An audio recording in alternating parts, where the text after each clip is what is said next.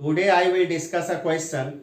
This question is asked in AIEEE 2009. देखिए ये question आपका क्या है कि a particle has an initial velocity 3i cap plus 4j cap, यानी एक पार्टिकल का इनिशियल वेलोसिटी दिया हुआ है 3i cap plus 4j cap and an acceleration देखिए पार्टिकल का दिया हुआ है 0.4i cap plus 0.3j cap. तो हम लोगों को यहाँ पर कैलकुलेट करना है स्पीड आफ्टर 10 सेकेंड, यानी पार्टिकल का स्पीड 10 सेकेंड के बाद आपका क्या होगा। तो यहाँ पर देखिए अगर ध्यान से अगर देखा जाए तो आई कैप का कोफिशिएंट यहाँ पर देखिए तो एक्सेलरेशन में क्या है 0.4 है, ये आपका कांस्टेंट है, ये आपका एक कांस्टेंट वैल्यू है। जे कैप का कोफिशिएंट आपका 0.3 है, ये भी आपका क्या है कांस्टेंट वैल्यू है। इसका मतलब ये भी आपका एक कांस्टेंट हो गया और ये भी आपका एक कांस्टेंट हो गया, तो एक्सेलरेशन आपका क्या हो गया यहाँ पर कांस्टेंट हो गया। यानी यहाँ पर जो एक्सेलरेशन वेक्टर है ये आपका एक कांस्टेंट वेक्टर है। तो हम लोगों को एक रिजल्ट मालूम है कि जब भी एक पार्टिकल का एक्सेलरेशन कांस्टेंट हो तो उस कंडीशन में हम लोग किसी भी टाइम पर वेलोसिटी को कैलकुलेट कर सकते हैं बाय यूजिंग दिस रिजल्ट, यानी vector v is equal to vector u plus vector a multiplied by time t। हाँ, इस चीज को ध्यान में रखना है कि इस इक्वेशन को आपको तभी यूज करना है जब पार्टिकल का एक्सेलरेशन आपका कांस्टेंट होगा। यानी कहने का मतलब ये हुआ कि ना तो एक्सेलरेशन का मैग्नीट्यूड बदलना चाहिए और ना ही डायरेक्शन बदलना चाहिए।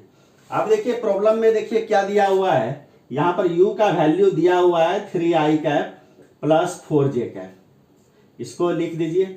अब देखिए एक्सेलरेशन का वैल्यू दिया हुआ है 0.4i cap plus 0.3j cap. और देखिए यहाँ पर जो आपका हम लोगों को जो वेलोसिटी कैलकुलेट करना है आफ्टर, यानी स्पीड जो कैलकुलेट करना है आफ्टर 10 सेकेंड, तो हम लोग क्या करते हैं ये जो वैल्यू है इसको हम लोग मल्टीप्लाई कर देते हैं किससे 10 से, इसको t के जगह पे 10 रख दीजिए। तो यहाँ पर देखिए क्या हो जाएगा आपका 3i cap plus 4j cap. अब देखिए 0.4 को 10 से मल्टीप्लाई करिएगा तो क्या होगा 4i cap. In the same way 0.3 को जब 10 से मल्टीप्लाई करिएगा तो क्या होगा आपका, ये आपका 3 हो जाएगा 3j कैप। तो यहाँ पर देखिए क्या हो जाएगा 3i cap plus 4i cap, तो क्या हो गया 7i cap. 4j cap plus 3j cap आपका क्या हो जाएगा 7j कैप। तो दिस इज वेलोसिटी वेक्टर, यानी यहाँ पर वेलोसिटी वेक्टर जो मैंने कैलकुलेट किया आफ्टर 10 सेकेंड, यानी आफ्टर 10 सेकेंड जो पार्टिकल का जो वेलोसिटी होगा 7i cap plus 7j cap. हम लोगों को देखिए मालूम है कि i कैप का जो कोफिशिएंट होता है वो वेक्टर v का x कंपोनेंट होगा। तो चूंकि यहाँ पर i कैप का कोफिशिएंट आपका 7 है तो वेक्टर v का x कंपोनेंट क्या हो जाएगा 7 हो जाएगा। देखिए j कैप का कोफिशिएंट आपका यहाँ पर क्या है, ये भी आपका 7 है, तो वेक्टर v का y कंपोनेंट आपका क्या हो जाएगा 7 हो जाएगा।